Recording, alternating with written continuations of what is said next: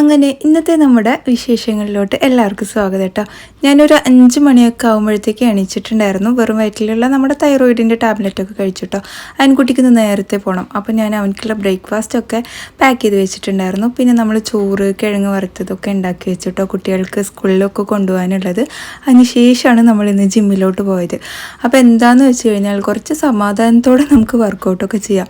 ഇല്ലെങ്കിൽ അയ്യോ ഇനി വീട്ടിൽ പോയിട്ട് അത് ചെയ്യണം ഇത് ചെയ്യണം, ഇത് ഭയങ്കര ഒരു ടെൻഷൻ പിടിച്ച ഏർപ്പാടാണ് കേട്ടോ. അപ്പോൾ ജിമ്മെല്ലാം കഴിഞ്ഞ് വന്ന ശേഷം ഞാൻ ചോറെല്ലാം ഒന്ന് ഊറ്റിയെടുക്കുന്നുണ്ട്. ആൺകുട്ടി 6:30 പോകും കേട്ടോ. അതുകൊണ്ടാണ് ഇന്ന് അല്ലെങ്കിൽ ഇപ്പോൾ മോർണിംഗ് അവനെ വ്ളോഗിൽ കാണാത്തത് കേട്ടോ.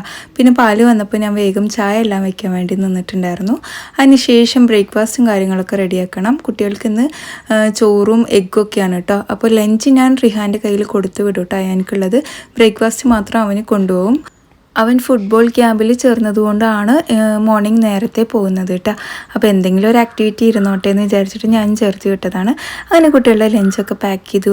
റിഹാൻ ഫുഡെല്ലാം കഴിച്ചിട്ട് അവൻ സ്കൂളിലോട്ട് പോവുകയും ചെയ്തു. ഇത് 2 ദിവസം മുന്നത്തെ വ്ളോഗാണ് കേട്ടോ. ഇന്നിപ്പോൾ ഇനി സ്കൂളുണ്ടോ എന്നൊന്നും ചോദിക്കേണ്ട ആരും.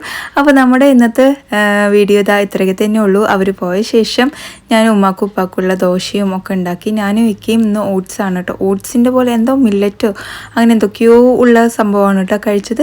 പിന്നെ പാത്രമൊക്കെ കഴുകി ലഞ്ചിന് ഞാനിതാ ഈ കറിയും മഷ്റൂമൊക്കെ ഉണ്ടാക്കിയിട്ടുണ്ടായിരുന്നു.